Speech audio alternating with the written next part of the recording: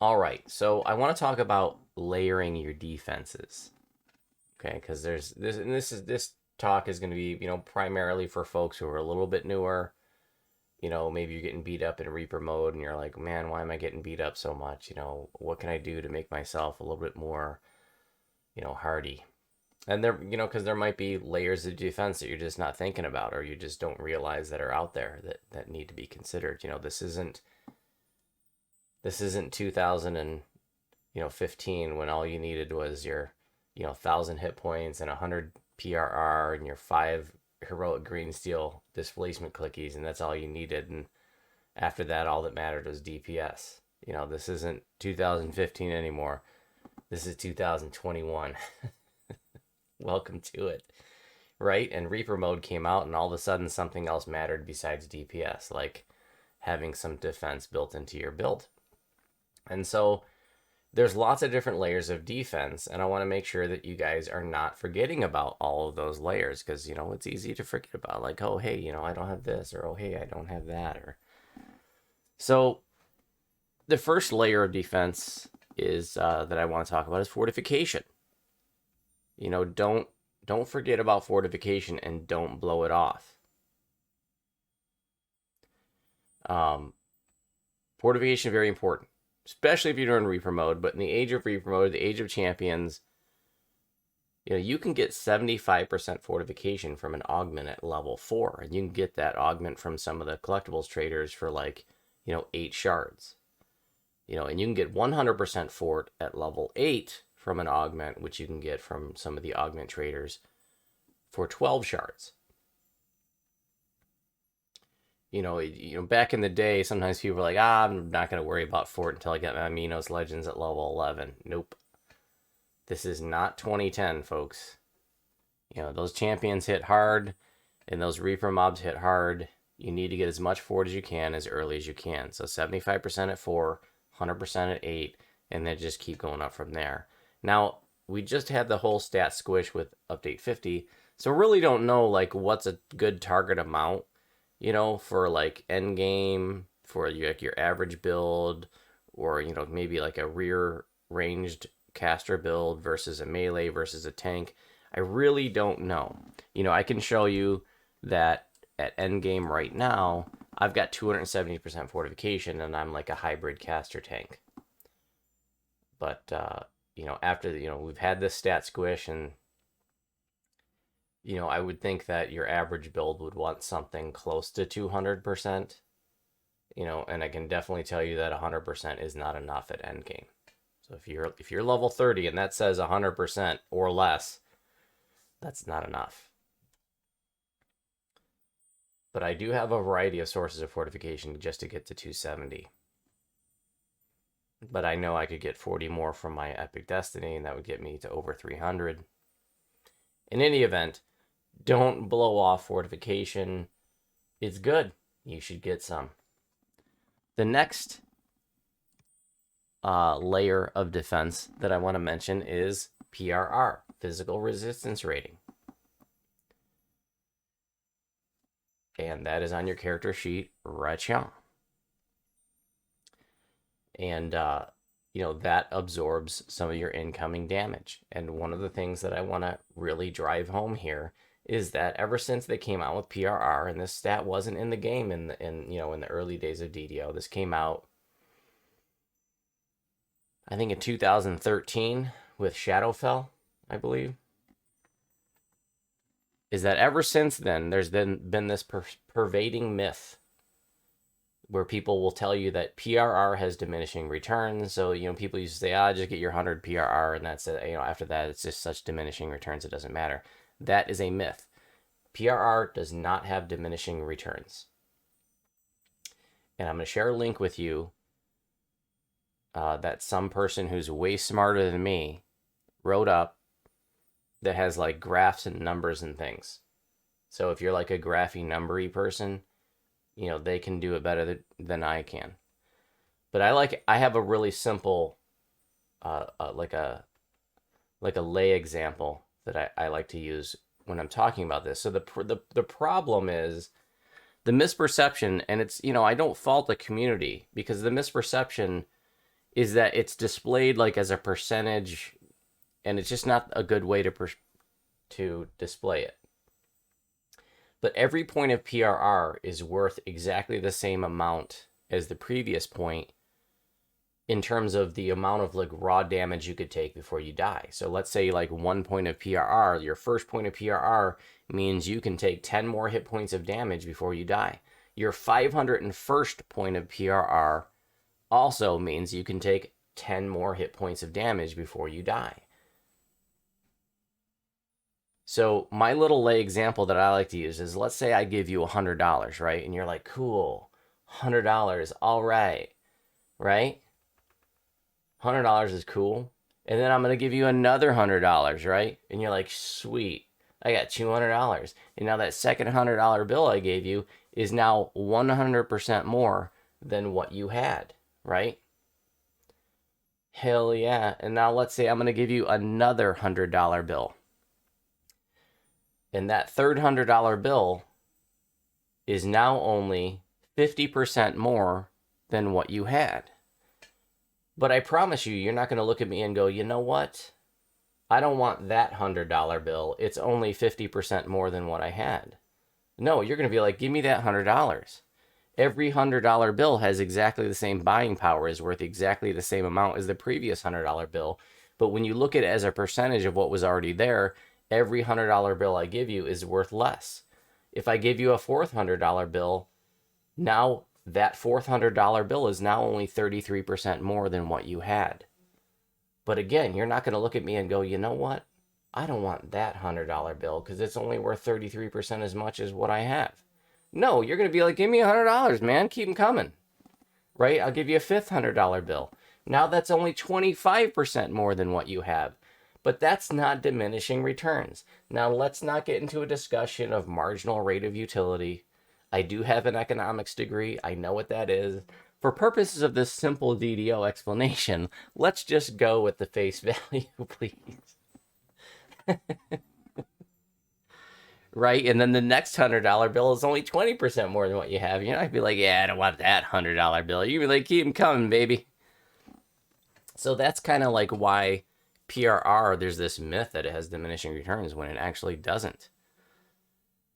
But I do want to share a link with you. Like, if you're not satisfied with my stupid little example, then I'm going to share a link with you who's somebody who's way smarter than me wrote up about the myth that PRR has diminishing returns. That person's got graphs and numbers and everything. It's pretty cool. And honestly, I thought that it had diminishing returns up to that point, and then I read some smart person's analysis, and I was like, oh yeah, I remember statistics and stuff and numbers, and this makes sense. Okay, so now we know that PRR does not have diminishing returns. What does that mean? You should scratch and claw for every last point of PRR? No, I'm not saying that. But I'm saying don't blow it off. Don't think, oh, I've got 100, that's all I need because diminishing returns, because that's not the case. If you can work some more PRR into your build, you know, without putting yourself out, you're going to want to do that. Same for MRR. You know, MRR is magical resistance rating, and that absorbs incoming magical damage. So, you know, also displayed as a percentage, but no diminishing returns there. You're definitely going to want to have some MRR. You know, you're going to want to look at those numbers. You know, if you're sitting there at endgame and you got 100 PRR and 40 MRR, that's not enough. You know, and the higher difficulty that you're doing, you know, the more you're going to want to have. You know, some you know, MRR is capped by the kind of armor that you wear. So if you're wearing pajamas, if you're wearing robes and outfits, then you have a lower MRR cap, but there are ways to increase that, filigrees, set bonuses and stuff. So MRR, PRR, very important layers of defense. And this, you know, discussion is not, I don't want to get into the nuts and bolts of like, you know, specific places to get them. You know, we'll talk about some of that stuff, but this is not any kind of like exhaustive, like here's all the different sources and things. I just want to go over just a, this is just an overview so that you don't forget about all the different layers of defenses. And, maybe as you're trying to figure out how to improve your build, that, you might be like, hey, I forgot all about MRR or something like that. You know what I mean? So the next layer of defense I want to talk about is Dodge. Or if you don't live in New Jersey, Dodge. However you like it. So if you hover over your armor class, you can see how much Dodge you have. You can see it says I have 18% to Dodge. And right below that it says Dodge chance max 20%. Now you're going to want your number equal to your max chance. That should be a goal of yours. If you've got a dodge chance max of 20% and you have 2% dodge, that's a problem. You want to get that up to 20% if you can. And there are even ways to increase your dodge chance max. So dodge can be augmented now. We didn't used to have dodge augments, but we got them now. So dodge is easier than ever to fit into your gear set. And like I said, it should be a goal to, whatever your dodge chance max is, that you want to have some dodge in there.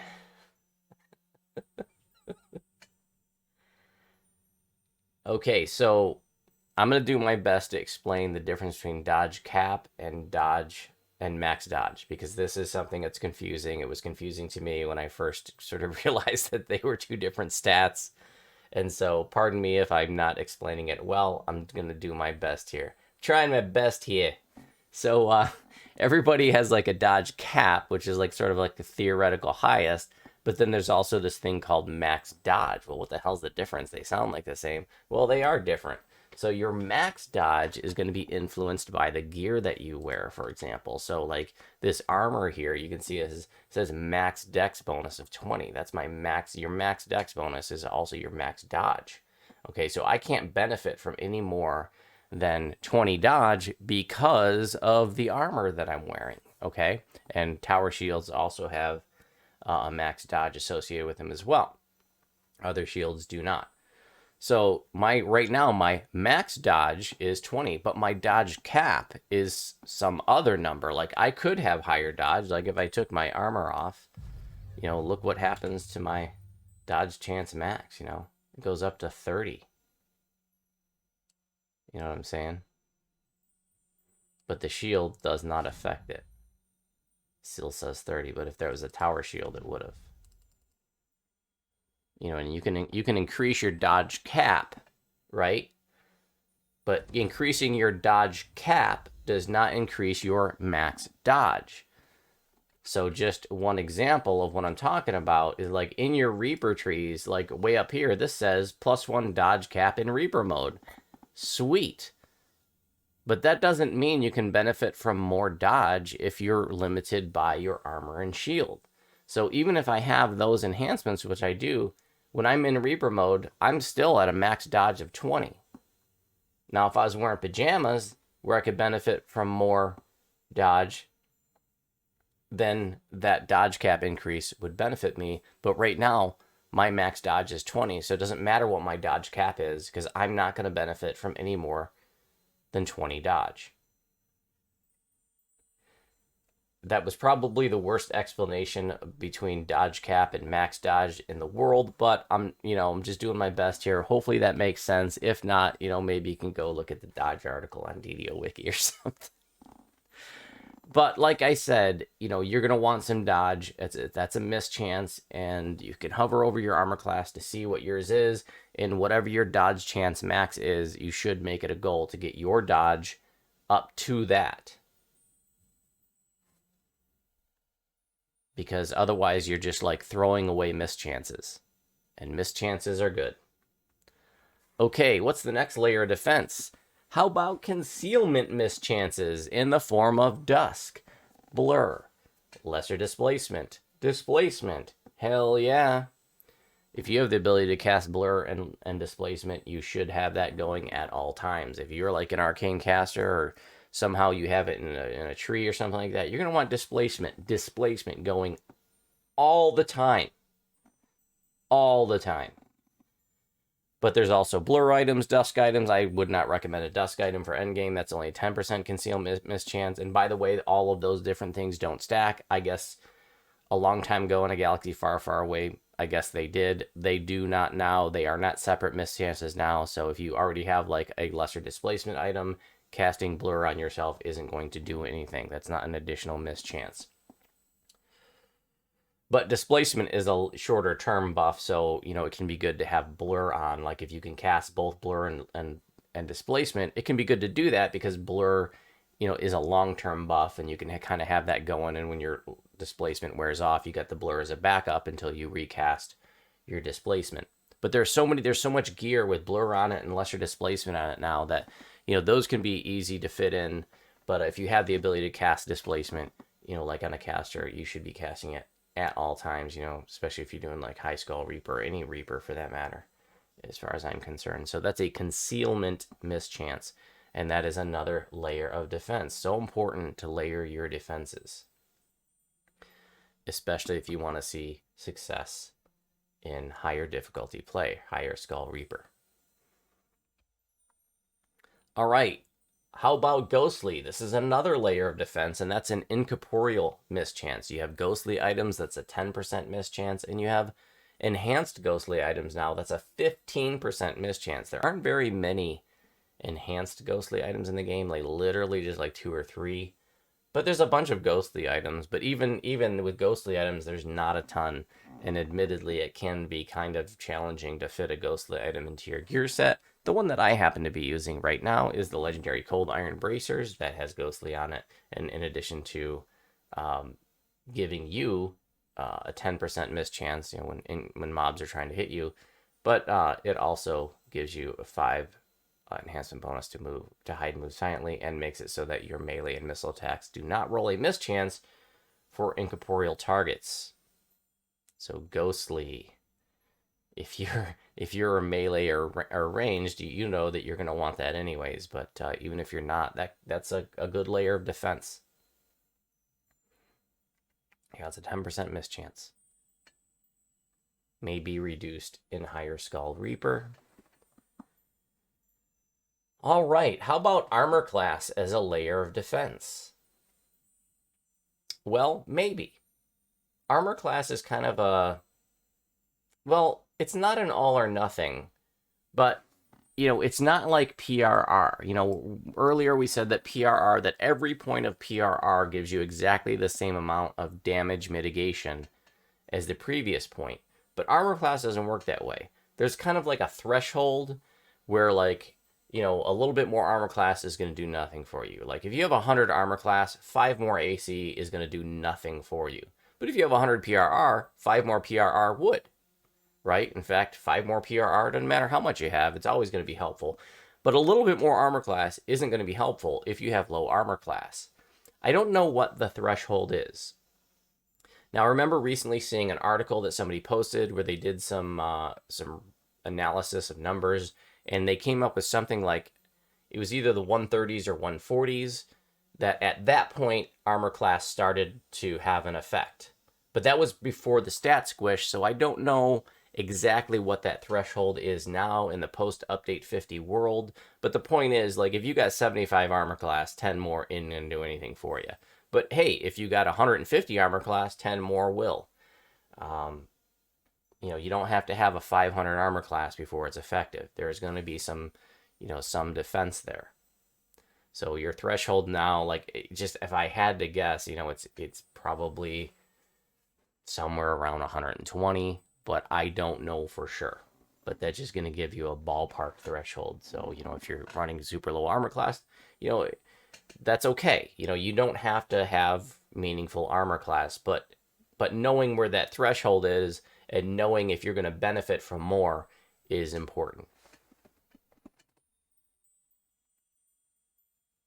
Healing amplification is another important layer of defense. In fact, this is one that I forgot to mention when we had the discussion a couple times, a few weeks ago. Healing amplification is so easy to overlook, and that's one that newer players just don't even think about oftentimes. And you can hover over your hit points, and you can see at the bottom there, it shows your healing amplification for both positive, negative, and repair. So of course, most folks are going to care about their positive heal amp. But, you know, if you're undead like a Pale Master, then it's your negative amplification that's important. Or if you're a robot like a Warforged or Blade Forged, then repair amplification is important.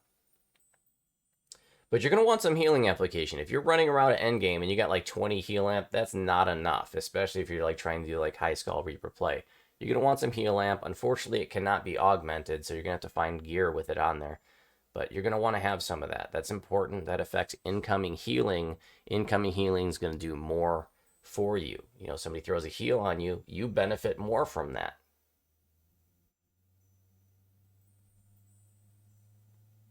I remember somebody recently asked me the difference between positive spell power and healing application. Positive spell power affects your outgoing healing, and healing amplification affects your incoming healing. So I'm not saying you got to have 232. Like I said, I am a tank. I'm like a hybrid tank, so I want to have lots of it. But, you know, if you're running around with 20 or 30 heal amp at endgame, yeah, it's probably not enough, especially if you're doing High Skull Reaper play. How about saves? Your fortitude, your reflex, and your will saves. Yes, those are important. That is an important layer of defense. You know, if you're running around with 30, 40 saves at endgame, yeah, that's not enough. You're going to want to have a saves item. Guess what? You know, you can augment that now. I mean, you could augment it before, but because of the stat squish, the actual resistance augments provide a more meaningful benefit than they used to. In fact, they're providing virtual endgame stats. So you can see I actually have my resistance augmented. It's resistance plus 10 to all saves. Yeah, some endgame gear I think gets up to plus 11 or 12 right now, but 10's good enough. You know, if you can't fit in a resistance item elsewhere, augment that. Hell yeah. You know, parrying and riposte affects your saves as well. That's an insight bonus. There's quality bonuses, you know. There's so many different sources to affect your saves. Also, it's important to know, and some people, there's a lot of people who don't know this, that when an item says like spell saves, that stacks on top of your other saves. So for example, like, you know, this item here says spell saves 10 resistance bonus to save versus spells. And, you know, with the stacking rules and being the same type, you know, that says, let's see.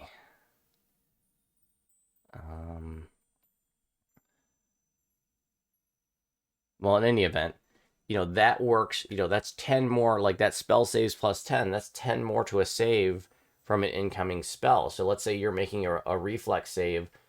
My reflex save is 65.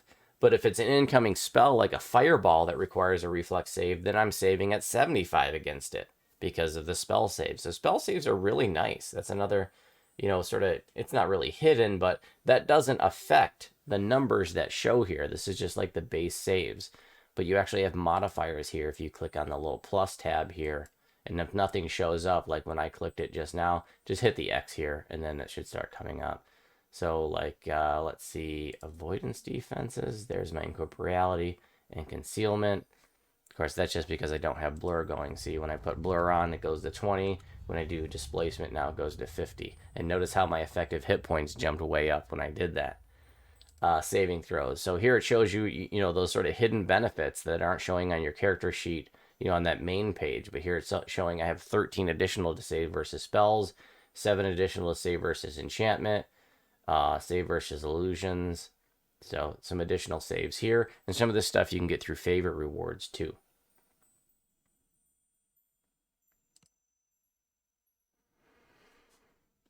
So don't blow off your saves. That's an important layer of defense. How about spell resistance? Well, spell resistance is kind of like armor class in the sense that it's, you know, I hate to use all or nothing, but you definitely want to be invested into spell resistance before it becomes meaningful. And honestly, I don't know what the threshold is. There's not a lot of folks out there who are running higher spell resistance. I don't know how popular it is, but I know that some people are. If anybody here knows what a good amount of spell resistance is at endgame, you know, let us know. I don't know what that is, but I do know that, you know, like if you don't have any spell resistance, 10 more spell resistance isn't going to do anything for you at endgame, right? Now, during heroic leveling, there's some great sources of spell resistance. How about the level 3 or 4 Fjarlin Mirror Cloak that provides 17 spell resistance? That's a very meaningful amount of spell resistance during lowly leveling. How about the spell resistance spell, or the scroll, or the spell of greater spell or mass spell resistance, or the scrolls? Like, those are awesome for heroic leveling and a great layer of defense during heroic leveling. So even if you don't have that spell on your spell list, you can go to House J and get some scrolls of spell resistance, or at level 11, you can get scrolls of mass spell resistance. Like the mass spell resistance scrolls, I think, provide 25 spell resistance. At level 11, and for the rest of heroics, that's a meaningful amount of spell resistance, 25 spell resistance.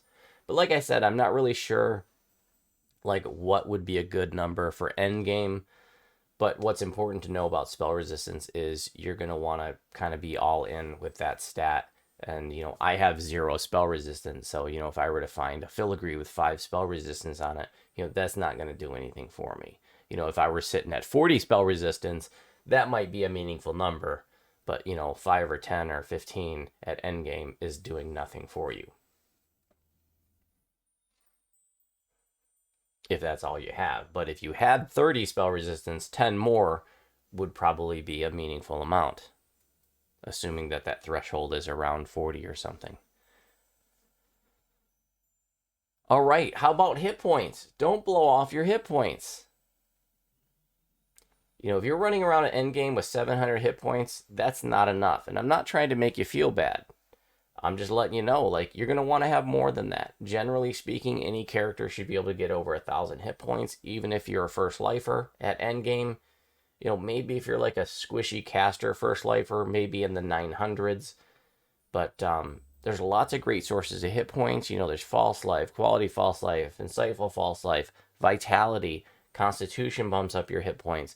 There's so many places to bump it up. And a lot of times I find that newer players don't realize how many different sources there are, which inspired me to do a video. And I'm going to share the link with you. The video is called How to Improve Your Hit Points. And we talk about all, the different things that stack and the different kinds of sources, not specific sources. This is not a video that's saying, hey, you need to get this item and this item and this item. It's a video that's saying, hey, this kind of source stacks with this other kind of source, stacks with this other kind of source, and here's another source of hit points, and here's another kind of source of hit points. And so newer players often don't realize, like, hey, I need to have insightful constitution, and maybe even quality constitution too, and maybe insightful false life. And hey, I can get this in, this exceptional con, from Lahar in the 12, or maybe I can get a globe of true imperial blood. That's one more con, all these different things. And the reason why I made that video is because, sometimes when, we host these public raids on Sarlona, if people would join week after week and I notice they struggle with survivability, and I notice, maybe they have like 750 hit points, I might say, hey, next time you might want to work on your hit points for next time. You'd be a little bit more survivable. And almost without fail, the first reaction I would get from people is that they would say, well, I don't have a lot of past lives. Because this is another pervading myth in DDO, is that people think you have to have like 100 past lives to do anything cool in this game, and it's totally not true. First life characters can do some pretty awesome things, and you don't need to have a bunch of past lives to have 1,000 hit points. If you're running around at endgame with 700 hit points or 800 hit points, it's not because of your lack of past lives. It's because you're missing some important sources of hit points or constitution. And so, when I would have those conversations with folks, they would say that, they'd say, if you're interested, I can send you some information. And, and I would write up a quick write-up in a mail about all these different sources. And then next week they'd come back and they'd have 1,100 hit points. And they'd be like, thanks, Voodoo. I got a lot more hit points. And my survivability is so much better than it used to be. And I'm like, hell yeah. So I made a video about that topic that goes a little more deeper. Like I said, this is a cursory discussion of different layers of defense. But if you want a more in-depth look at how you can improve your hit points, you can check out my video, and I'll get you that link.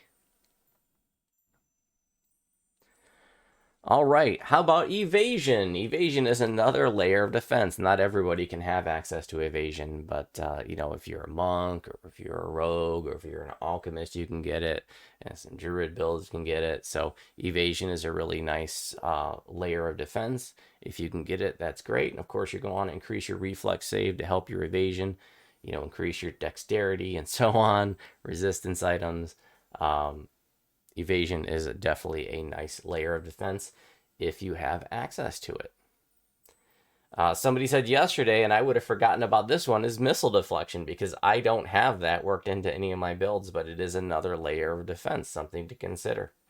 And even things like elemental resistances and absorptions can help. You know, your elemental resistances are down here. You can look at your absorptions and your elemental defenses right here.